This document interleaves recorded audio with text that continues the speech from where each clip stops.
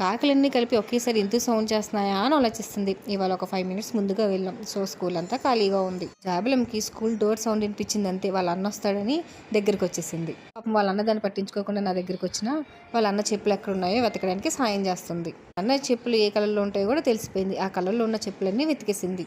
ఫైనల్గా దొరికేసరికి వాళ్ళ అన్నకు చూపిస్తుంది. వాడు కూడా కన్ఫర్మ్ చేసుకుంటున్నాడు అదేనా అని చెప్పి. అసలే 4 రోజులు ఇద్దరు కలిసి ఉన్నారు. ఒక పూట స్కూల్కి వెళ్ళేసరికి ఇద్దరికి తెలియకుండానే ఒకరి మీద ఒకరి ప్రేమ చాలా ఎక్కువైపోయింది.